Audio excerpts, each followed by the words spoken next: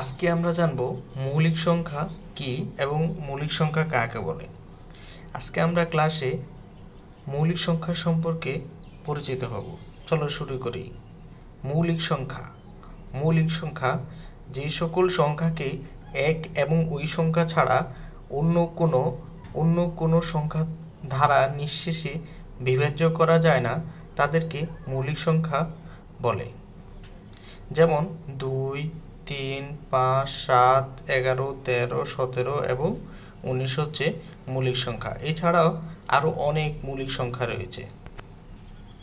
যেমন তোমরা এখানে একটা মৌলিক সংখ্যার চার্ট দেখতে পাচ্ছ। 1 থেকে 100 পর্যন্ত মৌলিক সংখ্যার চার্ট এটা। যেমন 1 থেকে 10 পর্যন্ত মৌলিক সংখ্যা হচ্ছে 4টি, 2, 3, 5, 7। এরপর 11 থেকে 20 পর্যন্ত মৌলিক সংখ্যা হচ্ছে 4টি, 21 থেকে 30 পর্যন্ত মৌলিক সংখ্যা হচ্ছে 2টি, 23 এবং 29। 31 থেকে 40 পর্যন্ত মৌলিক সংখ্যা হচ্ছে 2টি। এভাবে 1 থেকে 100 পর্যন্ত মৌলিক সংখ্যা হচ্ছে 25টি।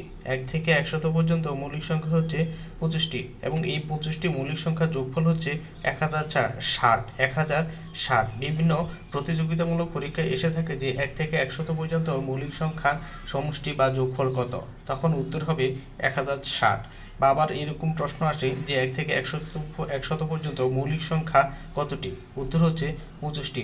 আবার মাঝে মাঝে এরকমও আসে যে 1 থেকে 20 পর্যন্ত মৌলিক সংখ্যা কতটি, তাহলে কত হবে 4 আর 4। 1 থেকে 20 পর্যন্ত মৌলিক সংখ্যা হচ্ছে 1 থেকে 10 পর্যন্ত 4টি এবং 11 থেকে 20 পর্যন্ত 4টি, মানে 4 এবং 4 কত হয় 8। তাহলে 1 থেকে 20 পর্যন্ত মৌলিক সংখ্যা হচ্ছে 8টি।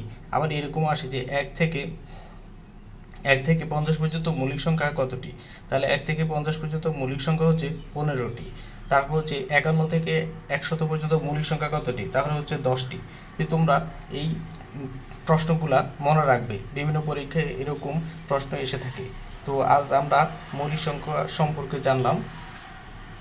আগামীতে কোনো ভিডিওতে অন্য বিষয় নিয়ে আলোচনা করা হবে। সে পর্যন্ত ভালো থেকো, সুস্থ থাকো, সেই দোয়া করি।